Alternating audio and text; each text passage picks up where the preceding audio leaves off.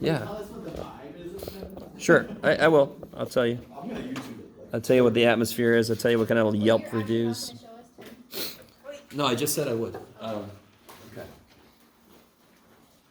many quizzes that we had since the last one? One. One? We had a quiz on confidence intervals. So quiz 6 is the one? Yes. Yes. Normally I would have had one more quiz, but that day off I had to take threw everything off for me. Anyway. For my projector also apparently. Does that help? There we go. Maybe.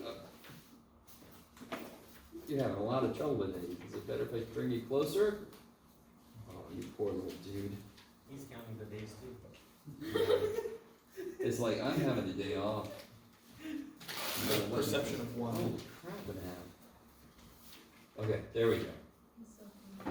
Alright, so before I do the formula sheet, let's talk about type 1 and type 2 errors. I just want to close the door on chapter 9. That's the last thing I need to talk about. So let's say that, let me give you a non-mathematical example. If you're a battlefield medic and you got all these bodies out there, so let's talk about something nice and morbid. Statistics is really good for that. You're a battlefield medic, you're running out into the field and you see all these bodies, and you come up to a body, what are you checking for signs of? If they're still alive. If they're still alive. So then you can actually try to help them. If they're already dead, you might move on, right? Depending on if you have time to resuscitate them. Let's just get right into it, guys. Yeah. So the null hypothesis that you're trying to find evidence against is that they are dead. So you're trying to find evidence that they are alive. Okay. So you come up, you try to check the breath, you try to see if they have a pulse. If they don't and you have time, you might try to resuscitate them, or else you go to somebody else that you can try to help immediately. Does that make any sense? And you're like, thanks, Jeff, this has helped me out with my anxiety about this semester. This is helping. There's a system to it, if you wanna know it. Oh, Yeah, sure. We're gonna talk about triage. Yeah, we have to triage them, and we triage them based off of 4 colors. So you'll go up and you evaluate them, and they're either green, yellow, red, or black. So if they're green, that means they're not gonna die, they're just hurt, so we'll worry about you later. Yellow, it's like, okay, yeah, you're kinda messed up, but you'll be okay for a while. The red is like, okay, if I don't do something now, you're gonna die and I'm gonna lose you. So those ones take priority. If you're black, that means you're gonna die no matter what I do. So Yeah. I'm just gonna call chaps over and you can have your moment. Gotcha. Yeah. So you were a battlefield medic of some kind, or you No, I was in the Navy, but we all get that training. Gotcha. Yeah. Because y'all have to be able to triage each other. Because for me, I was a culinary specialist, but during times of war, the mess decks and all of our reapers, the mess deck becomes the new triage. So when we have a mass casualty, they don't go to medical anymore. They come to the mess decks, and then we triage them there. Gotcha. And then all of our reefer decks turn into the morgue. So we have bodies that we can take home for the funerals. We store them. We take out all the food, and then we store the bodies. In there. Gotcha. Okay. Yeah. Okay. The ultimate cross training. Mhm. Yeah. Okay. It's nice to meet a fellow food service specialist. So I'm gonna keep it black and white instead of multi-color. Yeah. Just to make this a little bit simpler to deal with. But I appreciate that you're here to give more background information because I'm always kind of curious. So just to make it like really straightforward, either they're already dead, I'm going to move on to somebody that I can help, or they're still alive, I'm going to stay and help them. What kinds? So let's say that I reject the null. What does that mean? I think. That They're they're alive. alive. Yeah, spell think, Jeff. I think they're alive. What if in reality they're not alive? Like, I thought I felt a pulse, but I really was feeling my own pulse, or I thought I saw a breath, but it was really like I felt a wind from somewhere or whatever. You guys kind of with me?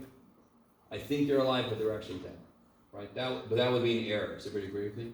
That would be a mistake I could make. So in general, for every hypothesis test, it doesn't have to be about bodies on a field. It's whatever the hell that hypothesis test is. If I reject the null and it is true, I have made a mistake. Do you all agree with me? Is everybody with me? So, the thing I love about statistics is it's the most honest math. You could do all the math correct and still, at the end of the day, be wrong, because that's frickin' life, right? We never know every piece of information. In fact, most statistics we're using samples, which means we don't know all the information. which means anything we find cannot be definitive. Are you guys at all with me? And what this leads to, unfortunately, is either people completely discount statistics and say, it lies, it's not good for anything, it's bullshit. Well, that's crazy. Or they lean in totally, they're like, oh, statistics will tell me what the lottery numbers are going to be, and blah, blah, blah. So no, you should live in the middle somewhere. Statistics is good information, but it's never the whole picture. Are you guys at all with me? I need you to understand this. So we call these types of errors, not because they're mistakes we can make, like we say 3 + 2 = 6, and we're like, well, that was a mistake. That's a mistake. This is just built in. We always have this background probability that we're wrong. So that's kind of like what this is all about. So if I reject a null that's true, that's a type 1 error. Type 1 error, reject a true null. So if what this guy is saying is true and I reject what he's saying, I've made an error. So what's a type 2 error going to be? So for this one, a type 1 error for this situation would be, we think they are alive, but actually they are dead. That's in this situation, that's what a type 1 error would be. So what do you think a type 2 error is in general? It's gonna be rejecting the hot. So rejecting a true null is an error. What's the other thing I could do besides rejecting the null? What's the other possible outcome? That's the same thing. You just said the same thing I did. Rejecting the null is the same thing as supporting the hot. So I can either reject the null, which means support the hot, or I can fail to reject the null, which means fail to support the hot. Right? So there's only 2 things I can do, but there's 2 ways to say both of those things. You guys really with me? Okay. So type 2 error, when would it be bad to fail to reject what this guy is saying? Patient is being tested for AIDS and we tell them they don't have it. Sure, but I mean, in general, no specific situation. When would it be bad to fail to reject what this one guy said? When what they say is not true. If what they're saying is not true. If what this guy thinks is not true, I should reject it. Yes? So if I fail to reject this, but it's actually false, I've made a mistake.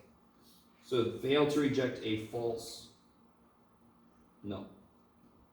So in each case, I need you to see, this always trips students up. Type 1 error. We think the null is false, but the null is actually true. So in this case, we think they are alive, but they're actually dead. Will you give us, but they're actually this? Will I give that to you? No, that's what I'm asking for. No, I know, but how do we know we made the type 1 error when we don't know that they actually are dead? No. Okay. We never know. In true statistics, we have no idea if we've made either of these errors. We will never know. That's why I want repeatability. Repeatability is the best thing we have. So if I see something and it's within acceptable statistical significance, that doesn't mean it's true. I want another group to do it, and then I want another group to do it, and then I'm like, I feel pretty good. Do I feel 100%? No. Because all 3 of us could have been seeing flukes. But once 3 independent groups find the same thing, I feel pretty good. We're all going to go in together on a paper, and then 20 years later we're going to find out what was wrong. But and that's why people don't like science. People don't like science. They're like, oh, science doesn't really know. No, it's the best we know at the moment. So whenever we find out we were wrong, what is it that told us we were wrong? More science. Yes.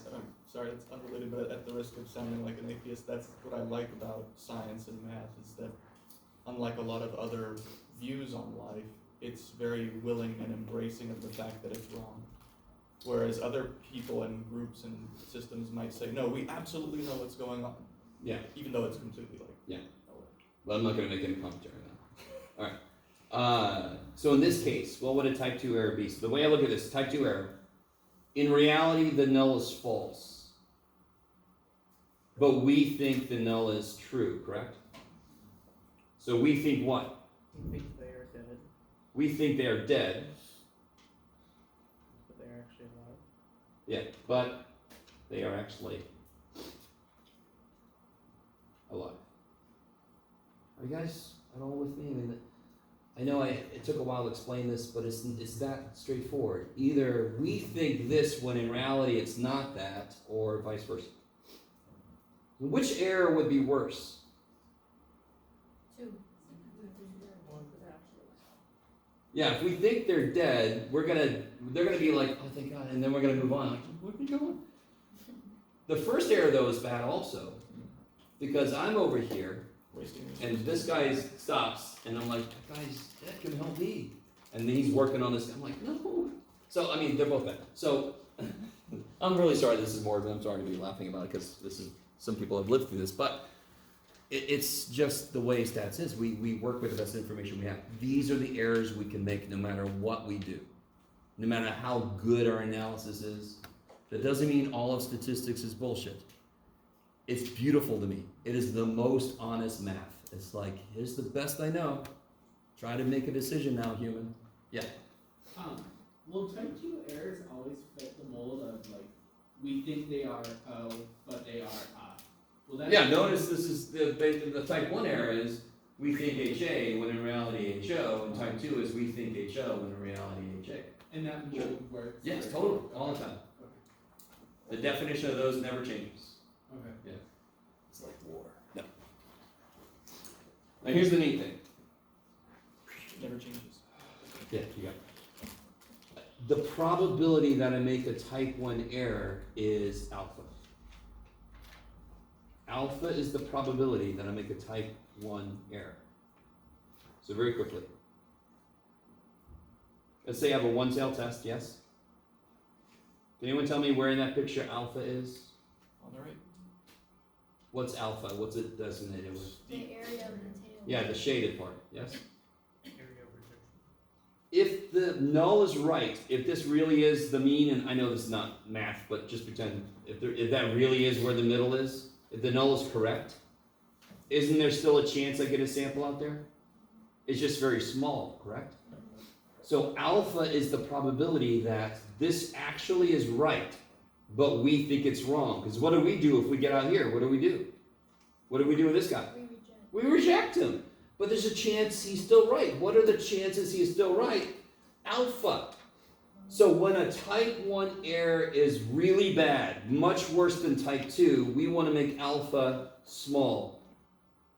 That's like sitting in a nuclear power plant, right? The type 1 error would be horrific. So we want to make alpha small. If the type 2 error is worse, we want to make alpha bigger. Yes? So in terms of confidence intervals, we wouldn't use 0.90, we would use 0.99, I guess, for Yeah, exactly. precision. That kind of idea, yeah. I don't know if you guys are really with me, but that's just kind of cool. I love that idea. The type 2 error probability, by the way, is called beta, and it's really a little bit of a mess. If we had more time, we would do it, but I'm taking more time than I want to on this early. So now that kind of explains to you why alpha really changes, because I can control the probability that I make a certain kind of error. If that type 1 error is really bad, that would lead to everybody dying, I'm going to make alpha freaking small as shit. Does that make sense?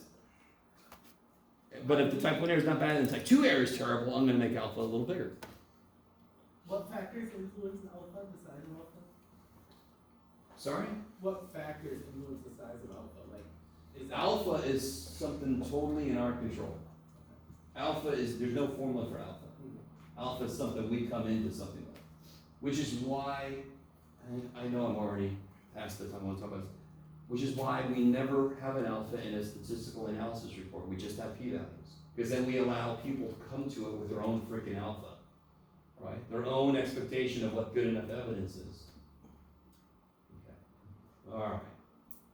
So that's a type 1, type 2 error. I know there's a lot of concept behind it, but it really is just as simple as we think this, but really that.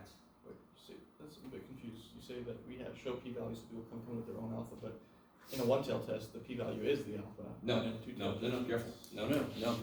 P-value is always the area in the tail that our z-star makes. So in this case, the p-value would be just a little bit. Sorry. P-value would be the area and the tail our z-score makes, our z-star. Gotcha. Yes. Okay. All right. So let's make a formula sheet.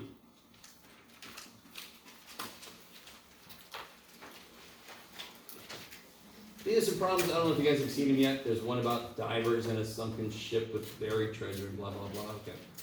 That specific problem is a little evil because they put the word not in there, which can mess with you That a was little bit. stupid. I know, I agree. It's kind of like a double negative in English and blah, blah, blah. Because I'm a math guy, we're completely cool with double negatives because they just cancel each other. It makes it possible. So, this test is starting in chapter 8, which is confidence intervals. There's 3 confidence interval formulas, and there's 2 or really 3 N formulas. So I'll show you what I mean. We saw one of them on the practice test if you tried it out yet. So the first little dude, the very first confidence interval we learned was this little dude. Oh, a little nostalgia. I'm going to go ahead and bring in the next one. This is the last one we learned, but it goes along perfectly with that one. So sort of like that one formula from a while back, the mu plus z sigma, it was the definition of z-score. What is it with confidence intervals that you have to know? I have to know if I use a z or a t. Oh, you know, the size of n. The formulas tell me when, yes? Sigma or So what's always got to be known? To do almost anything for us in here, I have to have a what kind of distribution? normal. Normal. So that's step 1. Step 2 is, Which- which standard deviation do I know? And the formula freaking says that. If you want to use a z, you got to know sigma. If you want to use a t, you only have to have s. You guys kind of with me? So if I know both, screw s, right? I use sigma because that's the one that s is trying to estimate. If I know it, I don't need s. Okay, I like it. Maybe, maybe. And of course, you got the last little, poor little, kind of weird dude. That. Now, what always drives me crazy is you will never make a confidence interval in the middle of a hypothesis test. There's no need for that, right? You guys kind of with me? What about step 3 when you're doing a rejection? That's not a confidence interval. That's just a tail or tails, yeah. I always get somebody do a confidence interval in the middle of a hypothesis. So what's the only time you ever use any of these formulas here is if I say create the confidence interval, the 95% confident, whatever. That's one of these guys, plus or minus. That's why it's an interval, correct? Another way to think of it is, at no point during the 5-step process for hypothesis do we do confidence. Yeah, exactly. Yeah. Okay. And of course, this guy, I always get people try to force this one to work, but if you have percentages, then it's this dude, right? And before I forget, I need those hats on. Because this is the one where I don't know the real percentage. Okay. So I must use the hatted ones because that's the only stuff I know. To go along with each of these, there's an N formula. To figure out how big of a sample I would need. 2 of them we talked about, and the last one should not be a surprise. So make some room in the middle here.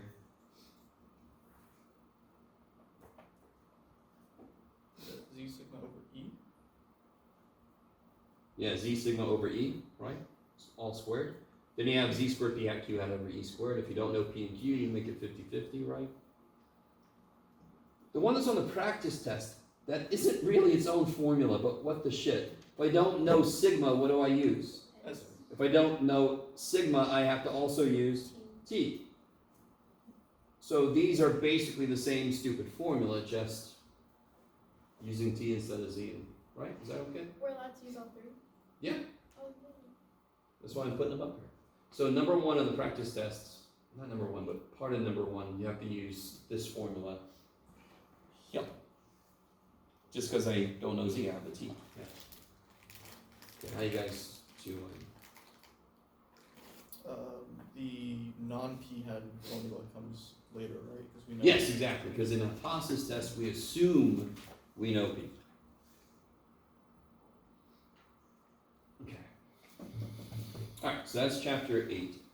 Chapter 9, there's not too much new stuff, except for, I think the only, so if you want to, you can write this stuff down for yourself. You can put sigma x bar, you can put s x bar to remind yourself that you have to do that even if it's s, because I still need a spread of groups, right? Then you could put z star, T star.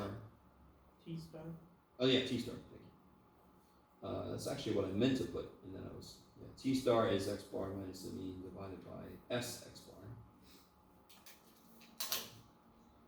These formulas are really the same thing.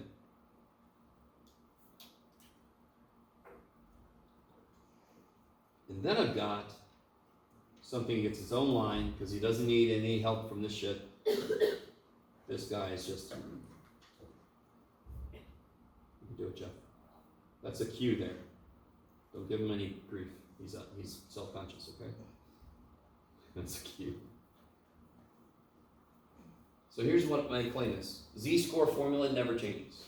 It's always the same. It's always my data, minus the supposed middle, divided by the spread. Now, I understand from your perspective, that looks very different from this. To me, these look the same. Yeah. Okay.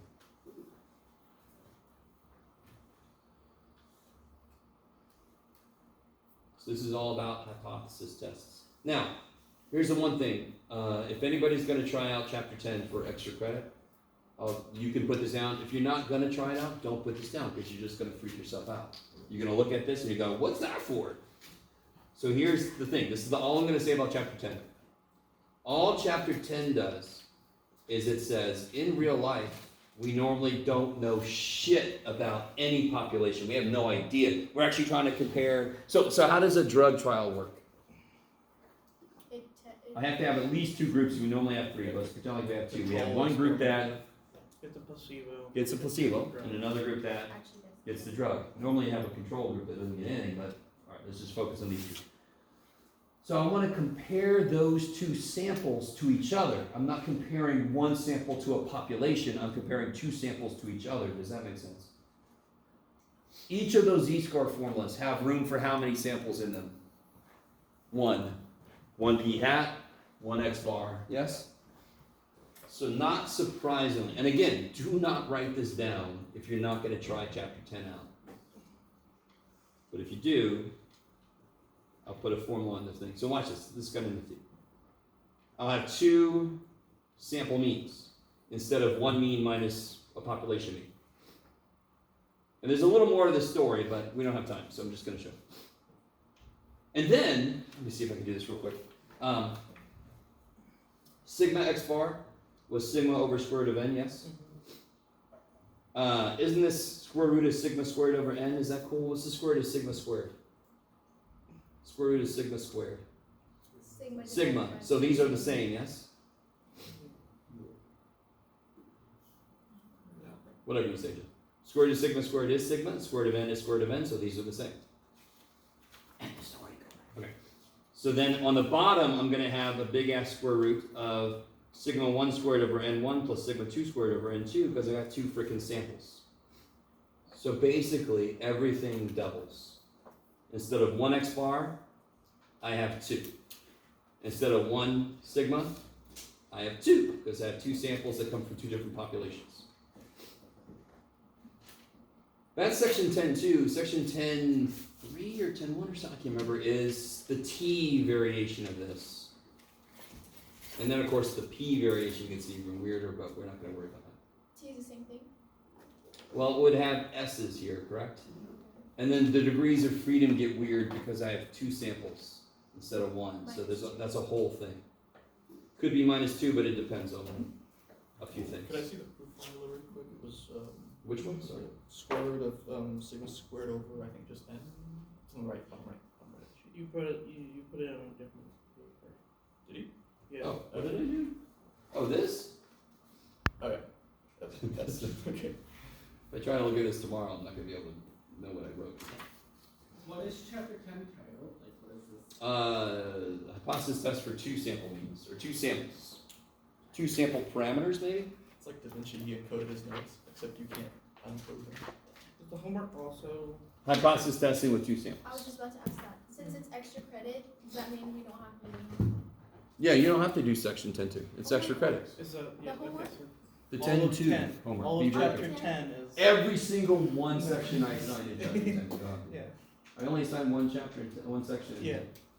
So you can do it for possibly extra credit, or you can not do it for no harm, no foul. Thank you.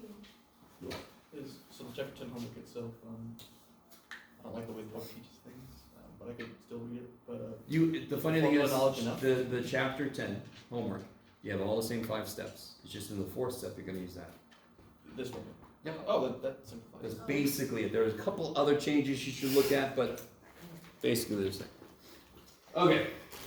And again, if you're not gonna do chapter 10, don't even, just erase that. You're gonna look at it on the day of the test and go, holy shit, what's that for? Okay, anything else you guys think you should have?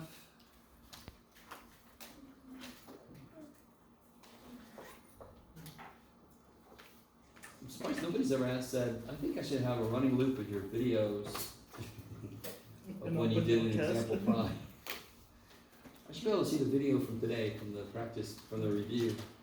An open note test. You never want me to make an open note test. Because he'll be brutal with it. You don't want me to make an open note test. You don't want me to make a multiple choice test. You do not want that from me. That's why I don't allow myself to do that, because it would be inhumane.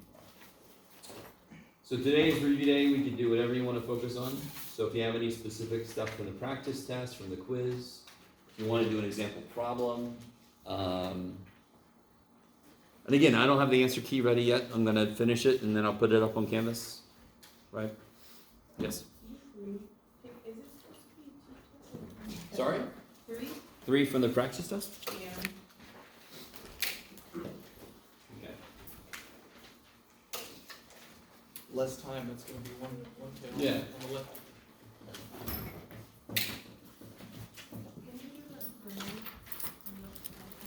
So you do it The again? null hypothesis.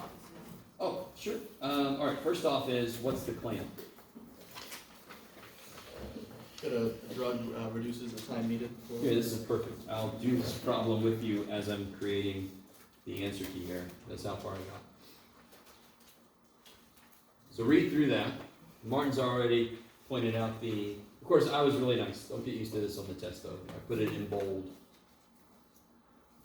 You should. Too bad. You think Norm's gonna escape? So what's the claim in Mathish? Less than 16.1 minutes. What is? The mean. Mu. Good. Yeah. Mu is less than 16.1. So where does that go? No. Or ha ha. No, ha. ha. 16.1. So what's the? The opposite. Greater Which than is? or equal to. Let me stop for a minute. Make sure everybody's really with us. The claim gets everything started, and the minute you identify it and put it in its place, you forget about it. Because then the hypothesis test runs the same way. At the end, you worry about what the claim was again. Go ahead and do Bark B. Don't say anything.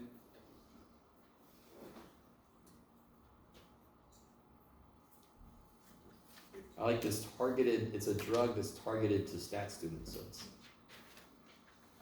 It's like I'm not sure how we manage that, yeah, some kind of weird variation of Mentats, yeah. I finished the entire series. What, yeah, are there cherry Mentats? There's no cherry Mentats, right? Maybe that's what this is. Is there? We find it. There's berry Mentats, but not Yeah, cherry. Orange Mentats is. Playing through Fallout 4 right now. Oh, yeah? Yeah. Yeah, that one got. I restarted too. Bumping players. I hate the plot line of that game, but I just do side quests. Oh, yeah, Like barely even gotten. yeah, it's kind of dumb. I like to just shoot bother in the head.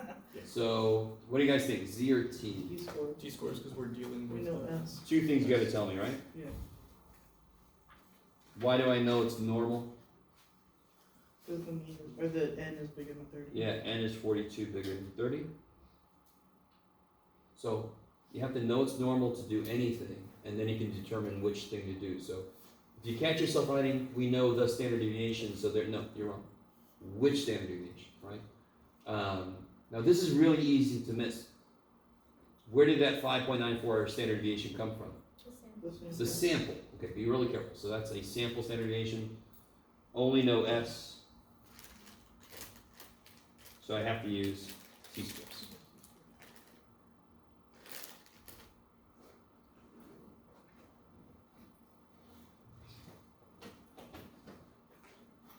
Alright, so if you've got your t-score chart, go ahead and figure out the rejection region. I didn't say how many tail tests is this? The one. Yeah, because it's got a directional here, so it's a one tail.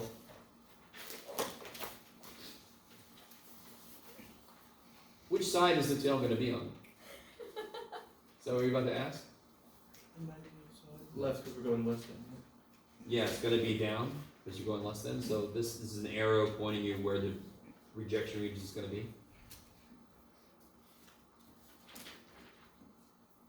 So alpha is 0.05, one tail test, t-score. So what's the degrees of freedom? 41. 41. So has anyone got that t-score? 2.021. Because there is no 41. So we have to do 40. Oh, is it 41? Yeah, there's no 41. Aw, It goes 40, then 45. gotcha.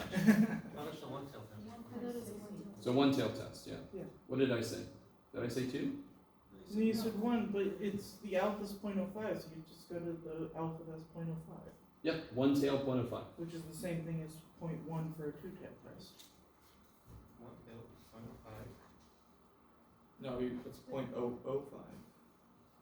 Oh wait, no, 0.05. Let me see that real quick. Yeah. Let me show everybody. Yeah, I just didn't bring it either. Alright guys. One tail test, right? 0.05. Everybody with me? That's what's cool about this. It's a one tail test, 0.05, stop at 40. So it should be 1.68 for you. Okay. Is that right, Nick? Oh, yeah, I got it wrong. No worries. It's 684. Yeah, it's not like you were doing stuff with this. You don't have to do anything with this. It's just 0.05 and one tail. You're golden. Okay. What was that, 1684? Yeah. Now be careful. What have I done wrong? You write it down, no? Does it not matter? No, yeah, you basically go down always, unless you're really close to the upper one. You always want to be more conservative, so we make our t-score bigger for when we don't know something. But I've made a mistake still. The number's fine. Just make it negative. Negative, good. So we're the humans. There's no negatives on the t-score chart because it's just a dumb piece of paper. We're the human. We know it's got to be negative. It's down there, so it's negative. Because what's in the middle? Zero. It's freaking zero. So if I put it over there, it must be negative. So that's a really quick mistake you can make, which is going to throw off the results. So here, if t star is who? Is Less than. one. What can we do? 1.684. Then we can Reject the hope. Support the harm. Support the high. Okay.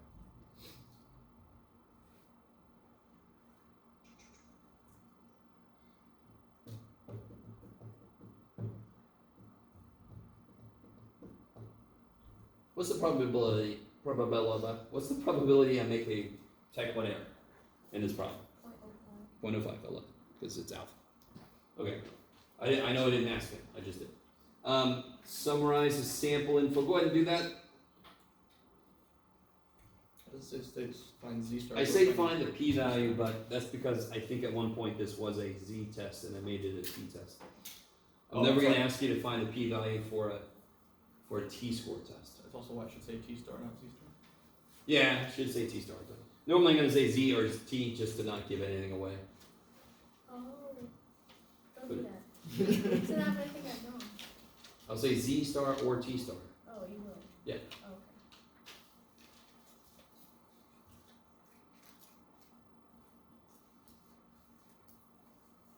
So technically you don't have to summarize the sample information, it just always seems like a good step to me. Just gather all the stuff you gotta know. What's X bar? 13.7. What's S? 5.94. 5.94. What's S sub X bar? 0.916. Yeah, you gotta divide by the square root of 917, not that. Square root of 42. 0.917. Is everybody with me? Okay. You basically always do this for the means. So, what did I do? Whatever the hell that is. I think you told me, Nick, but I forgot.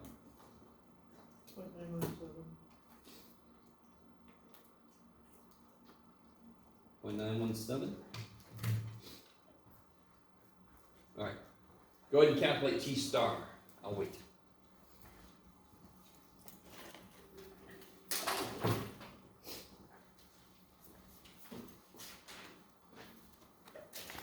Manuel.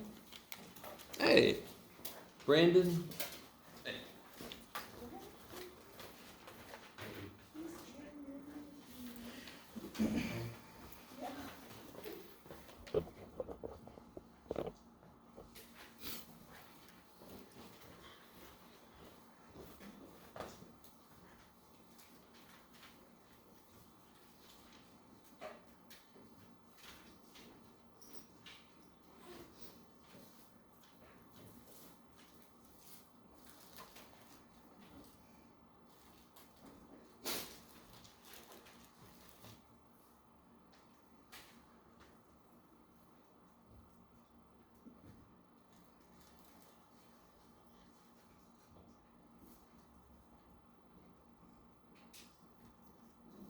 I think that's like negative 2.63.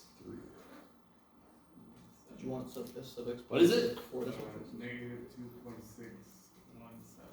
Oh, okay. I'm sorry. I'll work on that, guys.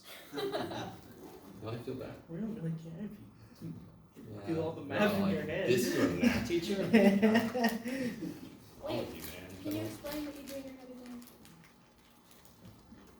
For this specific problem, Yeah. that's pretty easy. It's 2.4, right? Negative 2.4. Divided by 0.9 just to estimate, right? So that's 24 divided by 9. Divided by 3 is 8 over 3. It's 2 and 2/3 is 2.67. And then I made it a little bit smaller because I'm actually dividing by more. You asked. Okay. Wow, that's awesome. It's kind of cool. I mean, it doesn't matter. Who cares? It'd be cool if we could visualize like your thought process. It'd be scary. That would probably scare me. See too. it happen. Okay, so right there, and just to remind you guys, I know I said find the p-value. On the test, I won't do that. I gotta be careful. Oh, well, I'll probably give it away. Who cares? I cannot ask you to find a p-value for a t-test because our t-chart's not detailed enough for that. But can you tell the answer? Did we make it? Yeah. By a lot. Yeah. We keep this test ass. Thank you. We're way down here. So we got so far away from where the null thinks it should have been, that's evidence against the null. Yeah, But you will ask us to p-value for each star, right? totally. Okay. So that'll be a little bit of a giveaway. Or I might say find a p-value if it's a z. I'll see how I want to say it. Okay. So what can we do then? We made it into this region. We can reject the null. Reject the null, Support the hop. support the hop. Okay. Now at the end, we care about the claim again. Because now we have to go report it to whoever hired us to be the consultant to put this together. They're gonna say, what happened to my claim? So, which language are we gonna use? Support. Yeah, because their claim was the hop, I'm gonna use the language talking about the hop. I'm gonna use this language. So we have Found sufficient. found Suf Ev. Suf Evan. 2. If you write it like that, You're perfectly fine. Okay. Yes. We have found Suf Ev to Support. support the claim that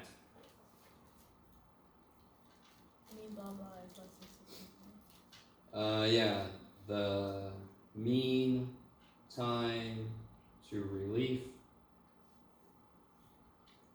is less for new drug. And I've left myself exactly 0 room to answer this question.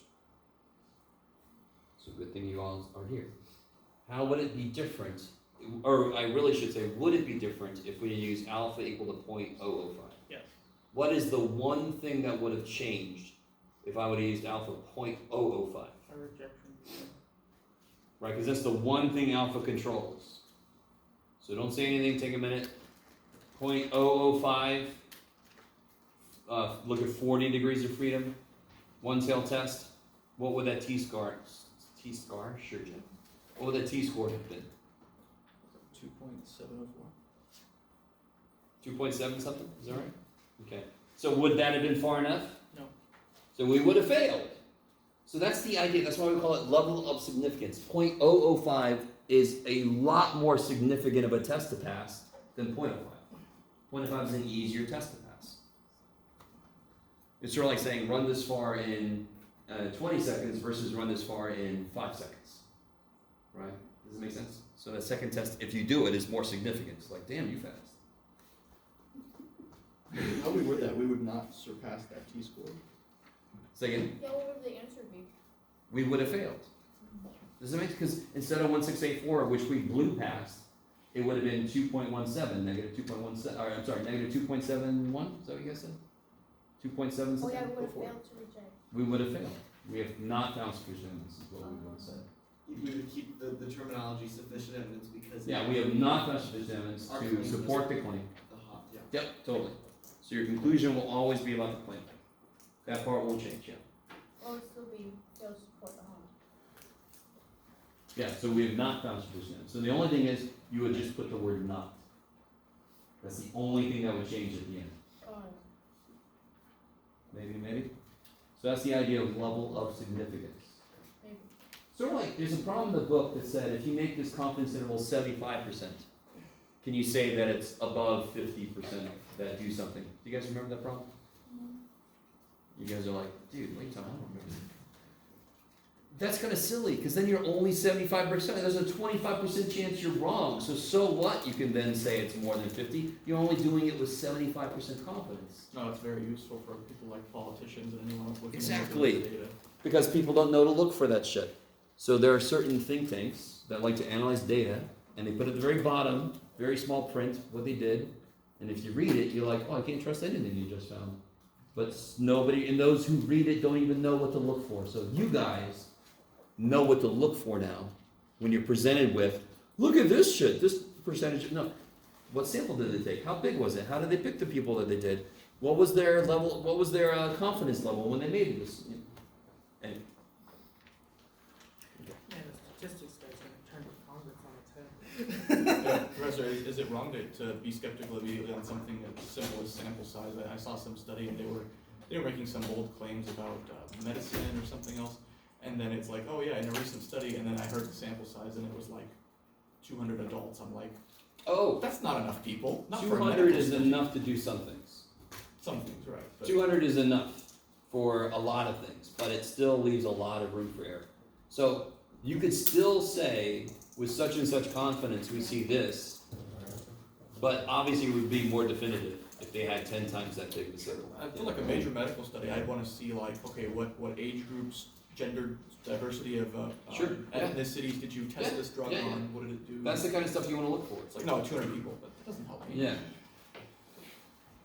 Okay. Oh, sorry. We can do whatever we want to here now. This is good. This helped me finish this. Is there another one you want to look at? Yeah. Go to the first page, please. Where it says. I just want to see if I did it right. So I haven't finished this one. I got to write my little conclusion here. Yeah, that's fine. I got my little conclusion here.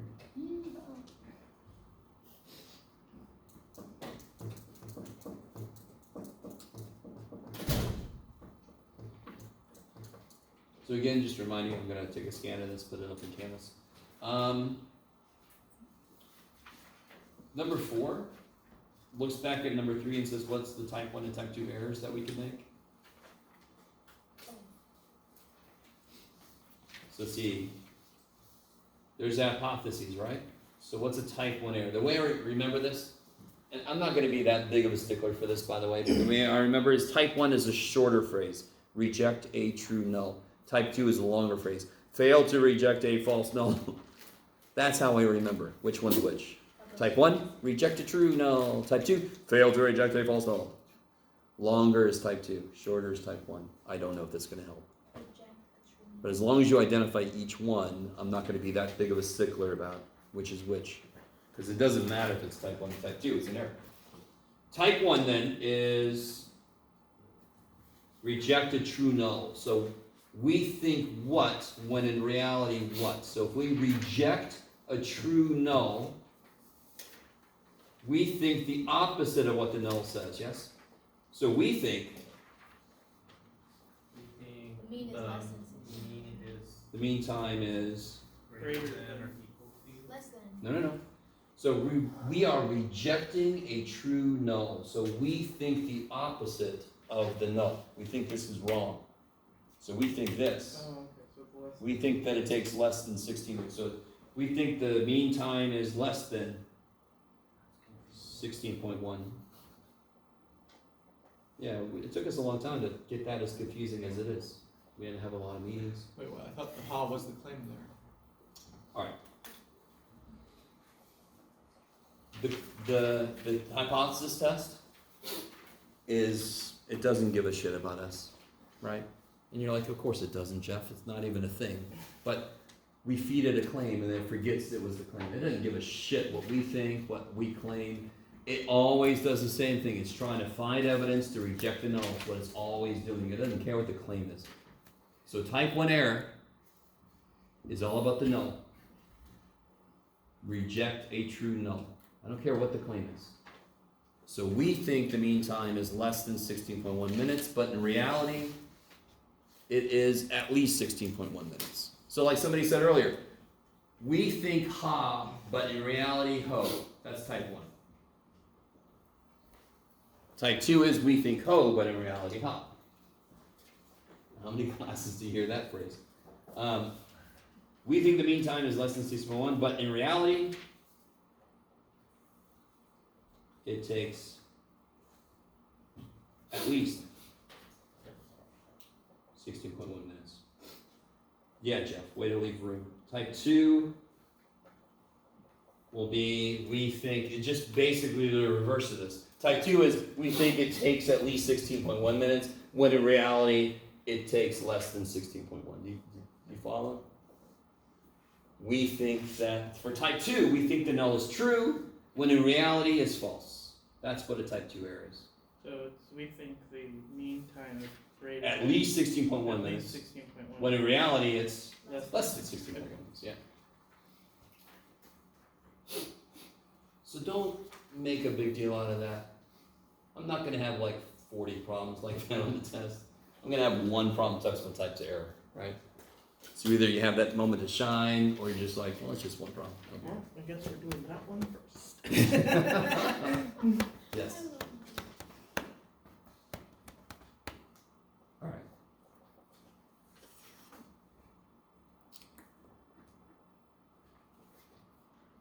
Anything else you want to focus on?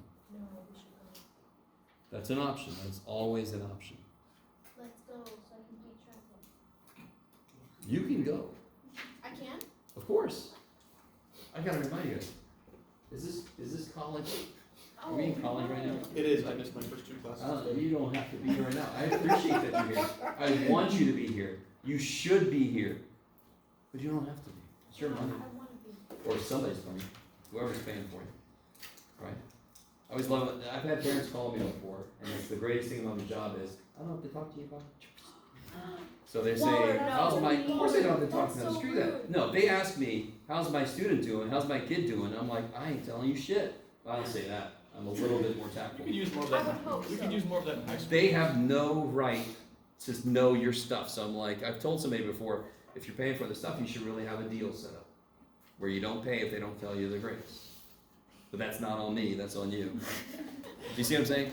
I'm sure there's some school. I wanted to teach high school, that was my first one thing, I wanted to teach high school, and I'm so glad I don't, because at one point I would love to kind of interact with parents in some ways, but I'm so thankful I don't have to, because there's helicopter parents, and you're all like, They're gonna yeah, blame I you live for with their one. kids' school. That's I mean, that's modern day. It's not the 50s anymore. The parents will blame you for the kids' school. Yeah. Wait, why can't you just like say How did I something else? get here? Why am I talking about this? So, driven people off. Okay, yeah, it's always an option. I'm really sorry. All that was to say, it's on you. It's college. It's on you what you get out of it. I appreciate you're here. You don't have to be here. So if you wanted to leave, you can leave anytime you want to. No, I'm not I won't take it personally. I might take it a little personal. No. But yeah, anybody other questions? Other? So number Let's 6 just is finish your guide, I think. What's up? We might as well just finish your guide. That's a good Yeah. idea. number 6 is chapter 10. Looks like. Does he have 2 cents? Do 5 dims. Don't panic. What's up? You 5? Yeah. Yeah, okay. So like I said on the actual test, I'll spell out the 5 steps for every problem. You will? Yes, I've already spelled the 5 steps once out on here, this is practice out here, but you have to do the 5 steps for hypothesis test. So on the actual test, I'll have A, what are the hypotheses? Will it be a 1 or 2 type? B, can you use a Z or a T score, You right? will? Yes. Wow, that's so nice. So, alright, so step 1, we'll call it step A. What's the first step? Claim and Claim and hypothesis. Yeah. And then what's the other test? So what's the claim in this problem? This is a Now percentage. this is, I'm being really crazy nice. This I is use the a- word claim, are you kidding me? This is P, not P, Equals. not P has. Good, it's P. Equal. Yes, population percentage of students who Equals. feel away 60. is, Equals. yes. So the claim, P equals 0.667. One big mistake people make is they don't change that to a decimal and all their stuff gets freaky. You gotta change that to a decimal.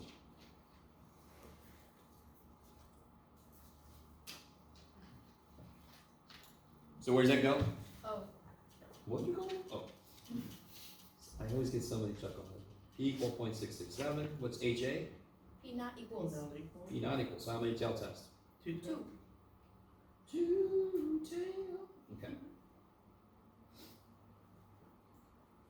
Because it could be either way to show evidence. What do I have to check to see if I can use a Z-score? It's normal enough. What standard deviation? I guess nobody's complained. I guess there's not too much glare on there. Normal and standard deviation. No, because it's Do it again. percentage. It's gonna Say it be again. I said one. Oh, that's not a means. This is a percentage, right? So what do I have to check for percentages? Needs to check It's if it's normal. greater than or equal to 5. Oh, What that's is- right. NP and Q. NP. N, P, and Q. Yeah. What's N? 84. 84. What's P? 0.667. 0.667. Kicking the acid. And that is roughly 54 point something.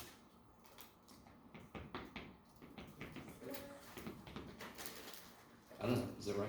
I don't know. 56.028. Oh, it's pretty close. What did you say, 54? Yeah, Haha, you were way off. I was way off. No, you're right. 56.0 something, and that's 28. definitely greater equal to 5. Real quick, mistake I made. 0.667 is like 2/3. 2/3 of 81 is 54. I should have added one more, should have made it 56, and then it would have been great, and then I would have looked all amazing. Instead, I've been humbled. NQ, what's Q? 0.333. 333. And that'll of course be 27.9 something. Yes? Wrong. Yes? Never mind. Okay. Is that okay? You guys with me? Okay. So that all means it's normal enough. What if one of these had been less than 5? Can't do the problem. Can't do the problem. I love it. So here I can use Z scores or I can do nothing. I never use T scores for a P problem. Alpha is 0.02. 2-tail test. Z scores. What's the rejection region? 0.02.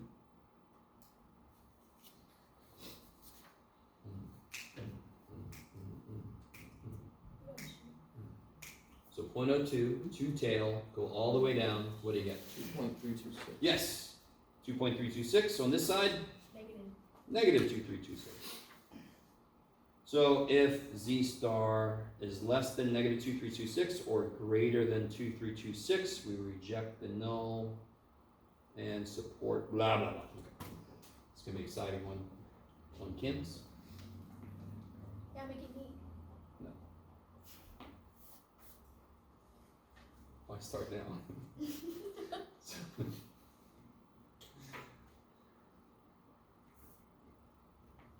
So then what's the next step? I've identified what far enough away is, so of course the next step is Find your C-star. how far away did we get? So we find our z star. What's our sample information? What's p hat? You gotta divide 62 by 63 divided by 84. What's that gonna be, Jeff? 28 is. 0.75. Damn it. Yeah, you gotta learn to do it. I'm practicing too, because I don't forget, I don't remember all the steps. So what formula am I gonna use? The one with the percentages. No way. So what's that? That's P hat p hat. minus P, What's p? 0.666. Good. It's always the number from the claim. We're assuming that is the true middle. P times Q divided by N. Where was that? 84. Now let's see. Can I do this then?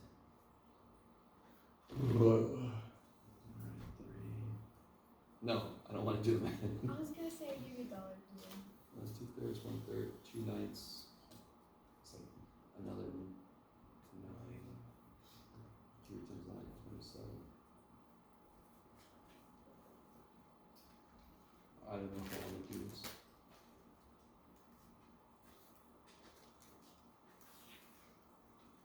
Point oh 3 times 20 is.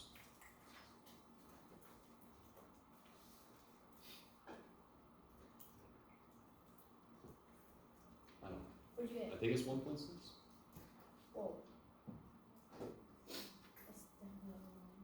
definitely wrong. No, I'm definitely wrong. No, Because no, I I- lost track somewhere in the middle, so I just I sort of did made too. something. I got negative 12. Yeah, that's not right. It should be positive, right? Oddly nice number to get. Wait, this concerning thing.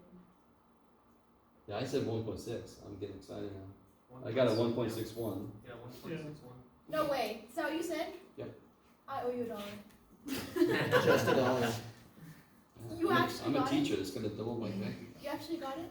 Yeah. Well, I said 1.6. You don't owe me anything. I was no, off. that's pretty much it. No, I was off.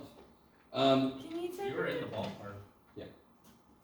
Yes. Can you It's touch my one skill, If guys. anything, you were like right next to home plate. Yeah, I didn't touch it though. So. Yeah. It's too bad. Sorry. Can you do it on the calculator? Because I keep getting. Oh, sure. Me too. Why Okay, are you getting you ready? negative 12? Tell the calculator what the top is. Put in parentheses, right? Oh, Because it doesn't have eyeballs. You got to tell it what the top is. Divided by square root. Now I've got it set so my square root doesn't grow. So I'll do it both ways. So if you have a square root that has a parenthesis that opens, yes? It's going to look like this. So you don't want to close the parentheses to get all the stuff in there. So 0.667 times 0.333 divided by 84. Then you close the parentheses. So all that stuff is inside the square root. Bam. Now if I do it again, you guys with me? Did most of you guys have the square root symbol that grows? Yeah. So if I change this, oops, where is it? Mode. See if it'll do it. Yeah, there we go. Then it's going to look like this. This is kind of nice because you can tell exactly what's in the square root because it just grows. So tell the top calculator what the top is. Make sure you don't come out of the square root until you're done with all the stuff in the square root, and then you're golden. Right? always put that top in parentheses. Yeah. Otherwise, if it does order operations, what's it going to do here? Square root of blah, blah, blah. It's going to divide 0.667 by square root of blah, blah, blah, and then it's going to subtract that from 0.75 because the calculator is doing its job. There's an old adage about garbage in and garbage out. That's garbage in, right? That's not the correct order operations. And very quickly, just so you guys know this, any damn time in the universe you see an algebra problem that's got like 7 minus 2 squared divided by blah blah blah and over 8 plus. There's understood parentheses around here. Why do we not write them? We don't need them because we've got this big ass division bar. But what will this look like in a calculator? Divided by. So that you have to have parentheses then. They are there, we just don't write them because we don't visually need them. But they are always there. Go. Okay. So what did we do? Failed to reject those. we so failed. Not We found failed sufficient hard. evidence. We only got to like right here. Now this is one I would ask for the p-value. Let's see who remembers how to get that. I want the p-value. Get the area of 1.61. True, it's a two-tailed test though, so. Multiplied by 2. So if you get the area in the tail of 1.61, Yeah, look at the z-square chart. yep, you gotta look at the z-square chart.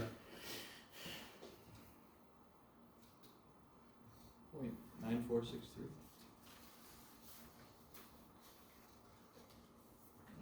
0.0537. That's the Yeah, big one. 0.527 then multiply by 2. 1074. 1074. When would you do the 1 minus that? Well, here I would do the 1 minus, because when you look up 2.326, you get 0.94 something. No, we got a z-square of 1.61. Oh, I'm sorry, 1.61. So when you look at 1.61, you get point 0.9463. 9 something. 1 minus that. Then you have to do 1 minus that to get the tail, and then you double it because it's a So you 2 tail. always do a 1 minus. Or look at the negative.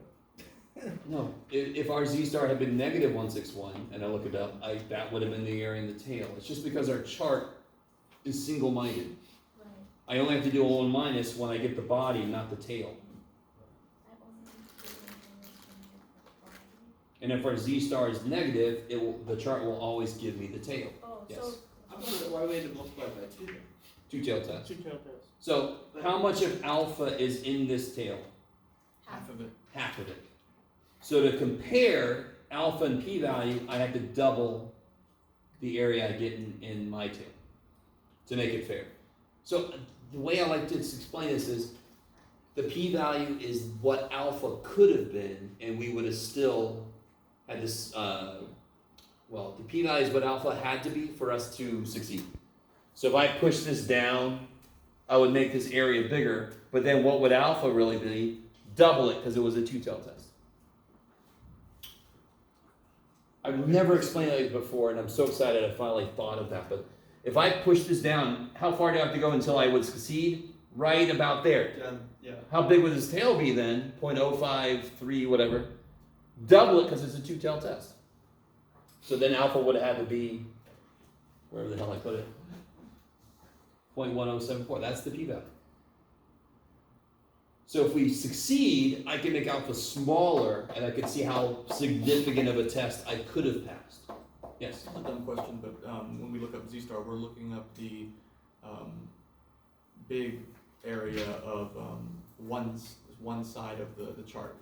Yeah, Where so we if have my the big chunk z of is a the- positive, I'm always going to have to do 1 minus if I just look it up, because I never get the tail then. I always get that, and I don't get the tail, which is up. I think a If good my z star is negative, I get the tail. That's what the chart's built for, is below a negative is the tail. So a good warning sign would be if your p-value is over Over 50. 1. Over 50% Oh. is a good sign that something's gone wrong. Oh, I was gonna say over 1 because you're doubling 0.98%. Oh, I see. Sure, I'm with you. Yeah. Yes. So in this instance, we did not, I'm not trying to write a conclusion already, but we found evidence that did not reject the null. Yeah, so now we still have to write the conclusion, Yeah. which is, again, a beautiful case in point of just space management, but That's kind of what I wrote. But it's- We have not found sufficient We evidence have to reject the claim that the percentage is not 66. found suff evid to what? So what was the claim? Which one? that it But is it's The null. So I'm going to use what language? to reject the hoe. Reject the hoe, right? So we failed to reject the hoe, right? Right. So I should write that here. This is my little baby conclusion. So I'm going to use this language because that was the claim. So we have not found sufficient evidence to okay. reject the claim that Is percentage students feeling that way is 66.7%. So if this were our study, we would feel pretty confident in our number then, because we have not found evidence to reject. Yeah, if our claim is it is 66.7. So here's a beautiful. I want you to understand this. Do our results mean that it is 66.7? Still be wrong. Could still be wrong, but we haven't been proven wrong yet. It's on our. That's how confident we should feel, which is actually not 100% confident yet. Yeah, But still, we survived the test. We're like, okay. it's evidence on our side of the team. Would you agree with me though that 1.61, even though it didn't hit the threshold it needed to, is still Pretty far. decently far away from the middle? So somebody else could come along, do another study, and say, actually, guys, I rejected you. I'm like, damn it. Wait, what's our alpha? Huh? What was alpha here? Alpha was 0.02, yeah, Oh, which is a pretty significant. 0.05 is the standard. So anything more than that is pretty significant. Wait, 0.05, so now like 95% confidence.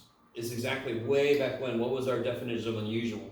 2 steps. 2 steps, which is 5%, which relates to 95% confidence, which is our most used confidence level, which relates to alpha. 0.05 is our most used alpha. So in the book, there's some problems that don't tell you what alpha is. If they don't tell you what alpha is, you assume 0.05, because that's the most commonly used one. I think they say that somewhere, but I don't no, remember. they don't. No? No. Yeah, they're evil. They're not evil, they're just free, so give them a break. Everybody who worked on the book got paid 0, so. Or whatever it is they get for the people that order the hard copy. And actually that money goes to offsetting the cost of making the book, so they don't really make it. Nice of them to find the spare time to make it. Waller. Yeah. Would you write a stats book? No. His editor would love it. Some of the worst classes I ever had were the ones where the book was written by the professor of that class. I will say that much. And they really were like, my book is my book, my book is Yeah, my book. don't some, That's gotta be awkward. You go to don't the some bookstore. professors make you buy their book? Yeah. What about this number 6, guys? You gotta pad those royalties. Oh, That's I a- do you I have don't to put that necessarily in want to that do this right now, email? but It's chapter 10, so we have to find. no, it's not chapter 2. No. I'm asking you to find a 95% confidence interval for each of those. Oh, so we just need 2 problems. Yeah. 2 confidence intervals. You have to do 2 1-bar stats, correct? You put the pass the class in, and you do 1-bar stats to get X bar and S. So you're gonna have to use a what score? It's a T-score. T-score, because you're only gonna know S. I do say that they are normally distributed. Yes? Wait, why'd you say 2 bar stats? I said 1-bar stats. Oh. You said 2 bars, that's the first time you said it. I'm Yeah, sorry. you did. Okay. I'll quit. I retire. So we're just gonna use this calculator to get summaries for the 2 sets of data and then do 2. Oh, so like, and you can do an L1 and L2. You could. But you wouldn't do 2-bar stats because the lists I don't think are the same size. Yeah, right? Yeah. That, you do 2 bar stats when you do freaky list? You do 2 variable statistics when you have, you'll see, for example, in our future is a problem where I say, what if you went out drinking the night before an early morning test? Could that affect the grade you get? So I can have an experiment, and we're not gonna do this because that would be frowned upon. But if a whole class went out and drank the night before a test at 7 a.m. and the next day, we could then see the number of drinks somebody had versus the grade. That's 2 variables, correct? Number of drinks, grade. So L1 drinks, L2 grade. Then I could do 2 variable statistics on that. This is 1. This is 1. It's 2 different samples with the same variable though. So it's still 1-bar stats. You guys with me? They wanna know about population means, so we're gonna compare each set of data. You're gonna construct a confidence interval for pass the class and a confidence interval for fail the class. So for example, if you got, if you had 2 confidence intervals, one was 5 to 7 and the other one was 8 to 11, is that evidence that the means they represent are different? So this one says the mean, this interval catches that mean, and this one says this interval catches that mean. So maybe this is the people that pass and this is people that fail. You kind of with me? Oh yeah, it's definitely different because Is that evidence that the means are different? yes, Because these intervals do not overlap. overlap. If they overlapped, then could the means be the same? Oh, yes. So is it evidence that they're different? No, because they could be the same. If they don't overlap, evidence that they're different. Just Is like it a- proof that they're different? Venn diagram. Never can be. It's evidence that they're different. How large of a sample do we need to show the proof? The entire population. So we just normally don't do that because we ain't got that time. Has there ever been a study that's like, this is proof? Sure, but there's people that don't understand their own field, but that's okay. Or they got the population data, which is not interesting. Well, isn't that why some of the most fundamental parts of science are still called theories, just to be on the safe side, like the No, theory no, of no, gravity? no, no, no. Sorry, no. Okay. It's just that word theory has got completely different meaning colloquially versus in science. Oh. So the trick there is looking for overlapping, not for Yes. the size. So if I make two confidence intervals for two different populations, if they overlap, the means could be the same. That's not evidence they're different. If they do not overlap, that's evidence that they're different. If they do overlap, we don't actually care about the size of each interval if they're different. Like one is huge, one is kind of narrow. As long as they overlap. As long as they there's no overlap or don't. possibility. Yeah, yeah. Okay. Interesting.